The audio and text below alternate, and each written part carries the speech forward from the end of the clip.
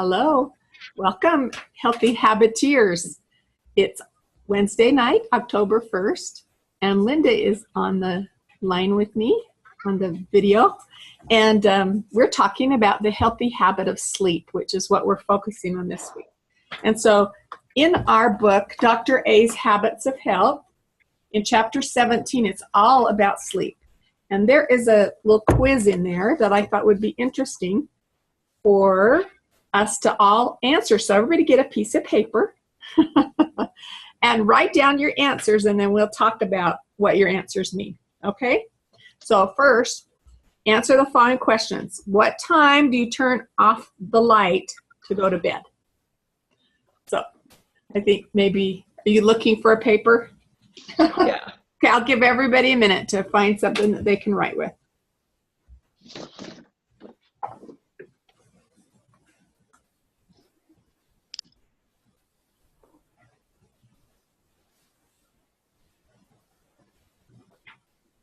Okay. So, okay, question number one. What time do you turn off the light to go to bed?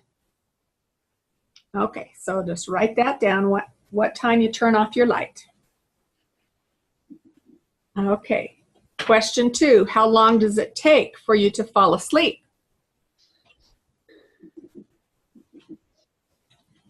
Question three. How often do you wake up during the night? Question four, how long do you stay awake each time? So if you do get up in the night, how long do you stay awake? And then question five, what time do you wake up in the morning? Okay, then it says to find out about how many hours of actual sleep you're getting, you need to calculate your sleep window, which is the amount of time between your lights out and the waking up. Okay, so look right now at what time your lights go out and what time you wake up. So my time in there is usually from when I turn my lights out till my alarm goes off till I wake up is about 7.5 hours. So for me, that's 7.5. And it says, okay, so have you got that figured out, Linda? You're rustling. Yes. Okay, I didn't want to go on. You're kind of my barometer if I'm waiting long enough in between the questions. So, so were you able to figure out, okay, here's what my light off time is, and this is what time I wake up. And so you know if maybe it's 6 hours or 5 or 7, what time it is That's what go off. Okay. Then it says. That's what mine was. Okay. Then it says subtract the time you spend in your bed that you're not actually sleeping. So how long it takes you to fall asleep. So subtract that. So if you started like with 7 hours and it takes you an hour to fall asleep, so you can, then subtract how long it takes you lying there. Then it says your actual sleep time is the result of that. And that's if you get up several times in the night, then it's actually less than that too. So if you get up 3 or 4 times a night and you're up for 30 minutes, then you subtract it another couple of hours.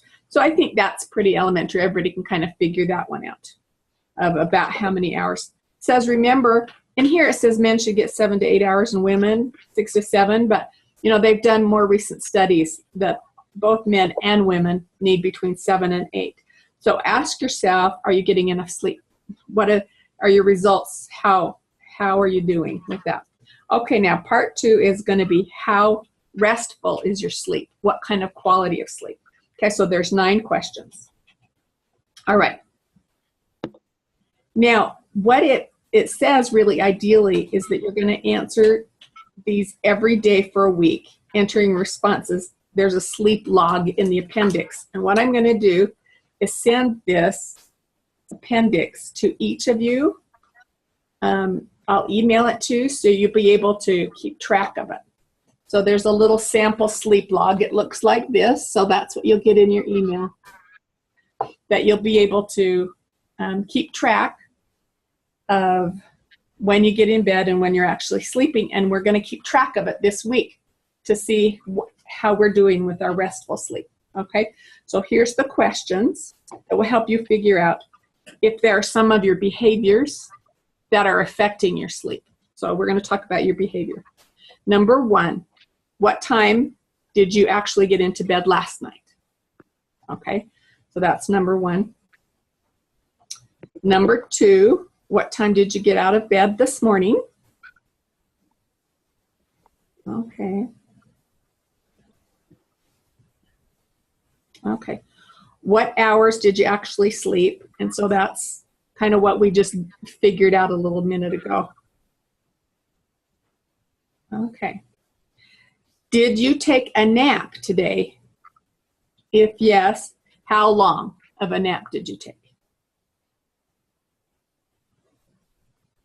Okay, number 5, did you consume alcohol? How much and at what time? So put that answer. Okay. Number 6, did you exercise? How long and at what time?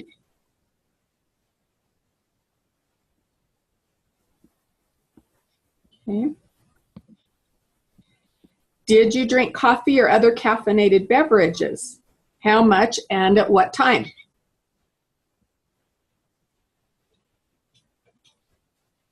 Number 8, what hours did you watch TV?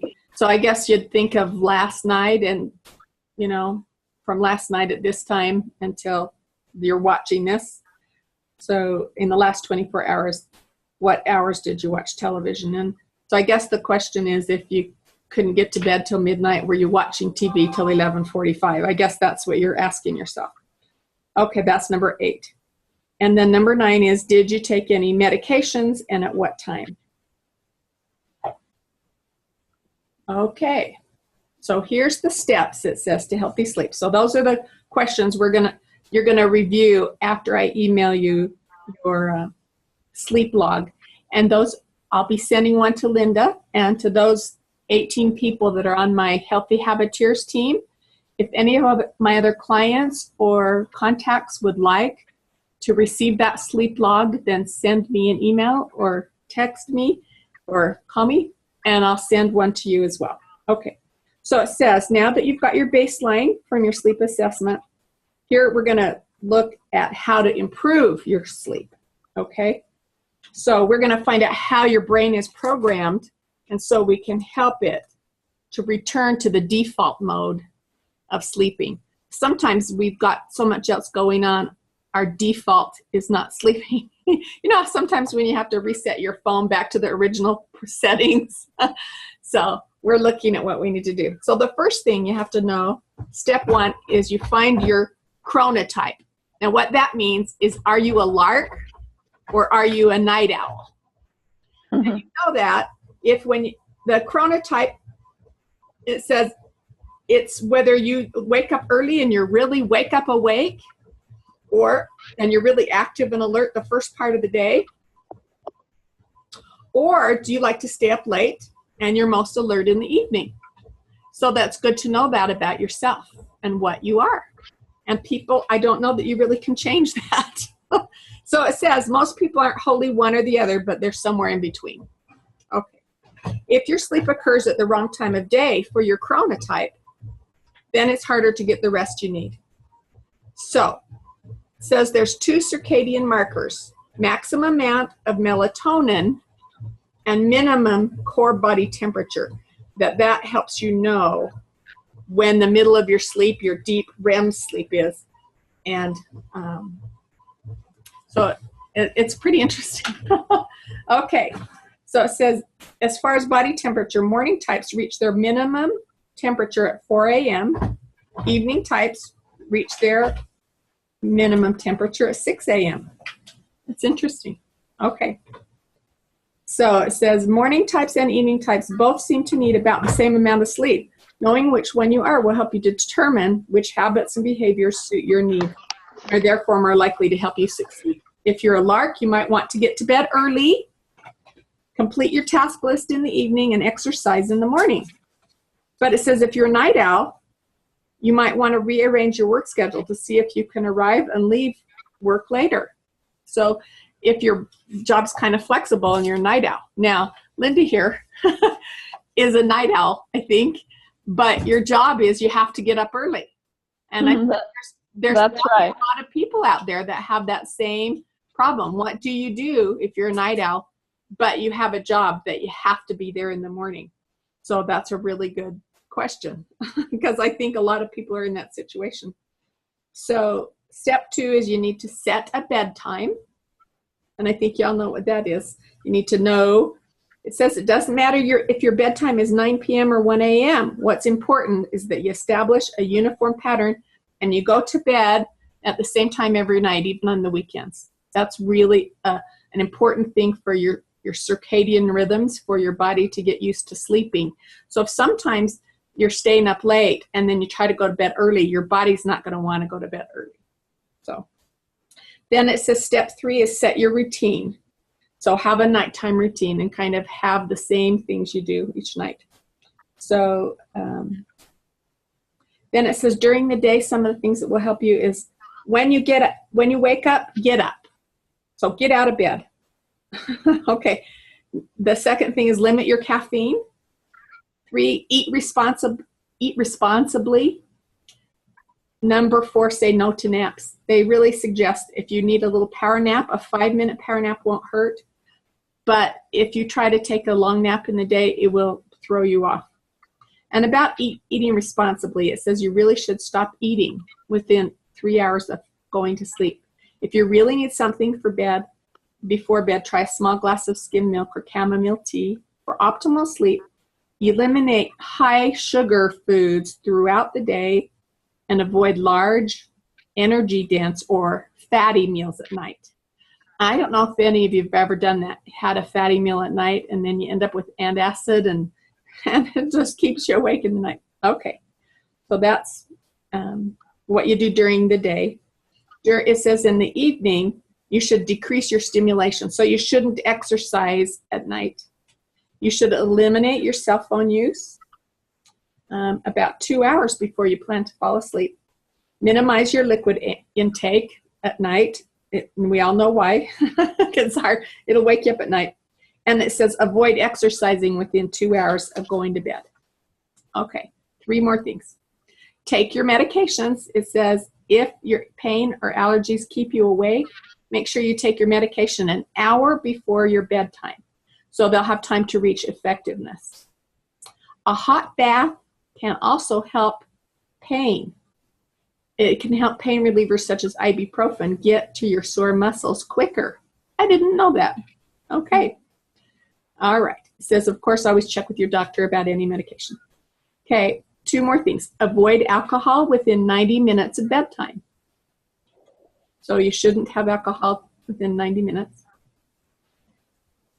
Okay. It says if you're finding it hard to get to sleep, you might even want to try skipping your drink with dinner. So those who might drink.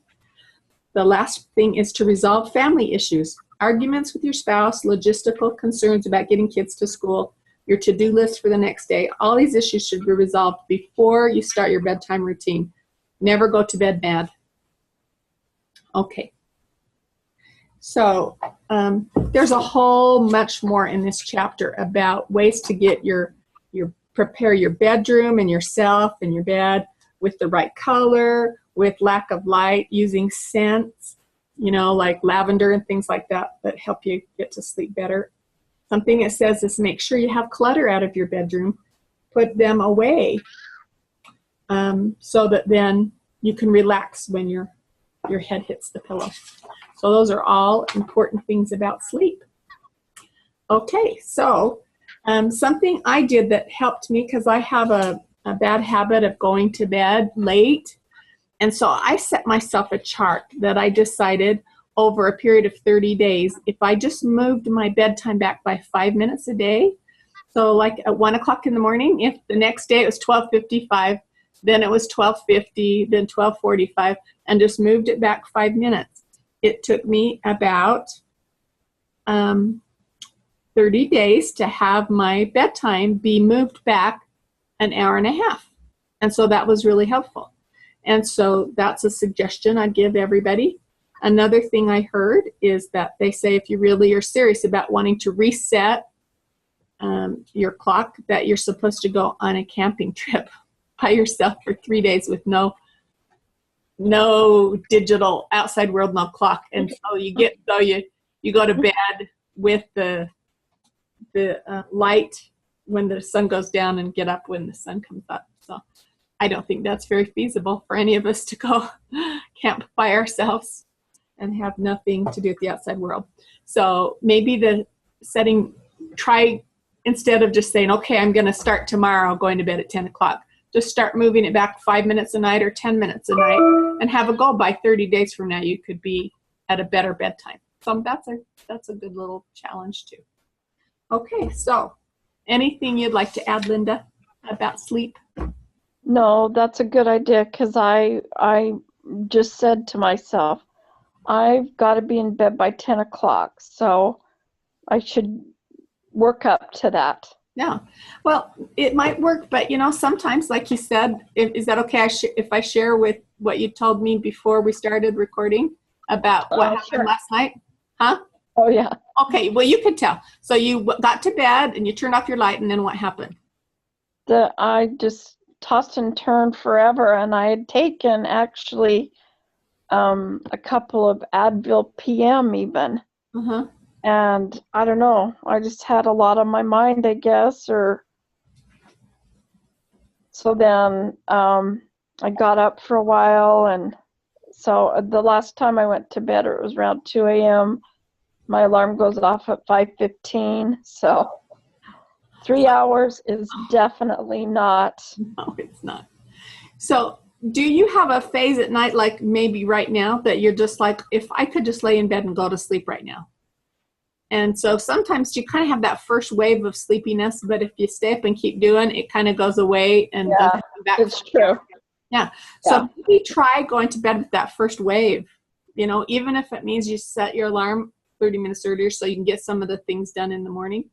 And that's something to try too, is where you had such a short night last night, your body's maybe going to let you go to sleep tonight. Yeah, I think so too.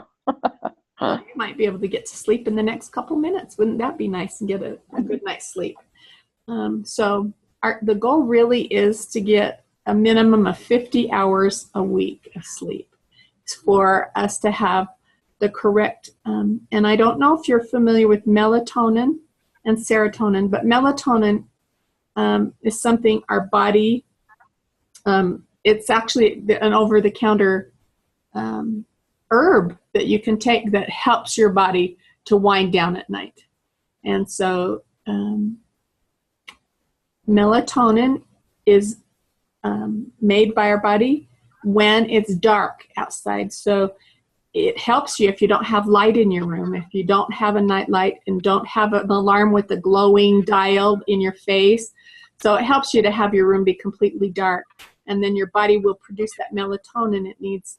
And then serotonin is the opposite of melatonin. They work together. Serotonin actually helps your brain activity to increase in it. It helps if you get out in the sunshine each day too. So being just out in the sunshine for 10 to 20 minutes will help your serotonin increase, and then it helps your melatonin increase. So being in the light during the light, and then be in the dark during the dark. So a lot of times, because of our modern ability to have lights on way after dark outside, it's kind of messed up our cycles of our modern day people. Farmers used to go to bed and get up with the sun and go to bed with the sun, right? Okay. And they didn't live longer though, did they? So I was going to say they probably lived a lot longer. I don't know. All right. Well, I think it's time to call it a night so we can get Linda to bed, right? Awesome. Yeah. So I'm just seeing my face in this camera, and you guys, I've lost weight in the last 2 weeks in this challenge, and I can see it in my face. So I have to go back and look 2 weeks ago. My face was chubbier. So it's really fun to do this challenge, and I hope you're all having some good success. If you haven't weighed in again since you started 2 weeks ago, make sure you get on the scales and then report on there. And let me see. I see some people have lost 7 pounds or more. So that's really good.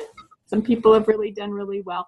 And if you feel like you need some extra help from me, just make sure you contact me, and we'll try to figure out which area that you need to get some points in. But for now, we're going to get Linda to sleep. Yay. All righty. Good night, everybody. Good night. See you later. Bye-bye.